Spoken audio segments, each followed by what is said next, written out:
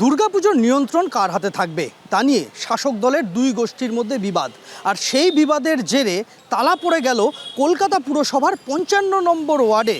এই নিয়ে একে অন্যের দিকে আঙুল তুলছে বিজেপির দুই গোষ্ঠী। सुदीप राम और दिलीप राम जो है, समझ गया ना, तो वहाँ पे गया है तो उन लोग को एंट्री नहीं मिला है। उसके बाद बहुत चिल्ला चिल्ली किया है, फिर रात में शायद यहाँ थाना में आए हैं और थाना में शायद ताला वाला मारा गया है। शायद वहाँ पे खूंटी कोई उखाड़ दिया, ये उखाड़ दिया, जो हम लोगों को कुछ पता ही नहीं है। পদ্মপুকুর ময়দানে এখানে খুঁটি পুজো হয়েছিল, সেটা খুঁটি খুলে ফেলা হয়েছে, তারপরে গেটে তালা মারা হয়েছে। পার্কের সব গেটে তালা, কিভাবে পুজো হবে চিন্তায় পড়ে যান এলাকার সাধারণ মানুষ।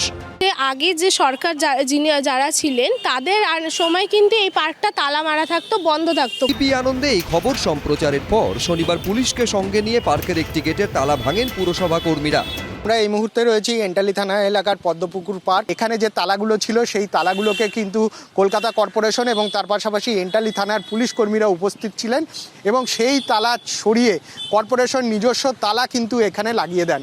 এখন আমাদের কর্পোরেশন দিয়ে লোক এসছে, ওরা এসে তালা ভেঙে কর্পোরেশনের তালা লাগিয়ে গেছে। এটা কর্পোরেশনই এবার খুলবে, কর্পোরেশনই বন্ধ করবে। কিন্তু এবার যদি তালা মারামারি কর্পোরেশন আগেইনস্টে গিয়ে করে তো এবার আমরা শান্ত থাকবো না। কাদের নেতৃত্বে এই ঘটনা ঘটলো? থানার উল্টো দিকেই ভোটের আগে বিজেপির তরফে যে পোস্টার দেওয়া হয়েছিল প্রচারের জন্য, তাতেই দেখা যাচ্ছে সুদীপ কুমার রামের নাম, যার পরিচয় দেওয়া আছে জেনারেল সেক্রেটারি বিজেপি উত্তর কলকাতা জেলা। এই সুদীপ রাম, তাকে দেখা যায় সেখানে চেন তালা দিয়ে, চাবি দিয়ে থানার গেট তিনি আটকে দিচ্ছেন।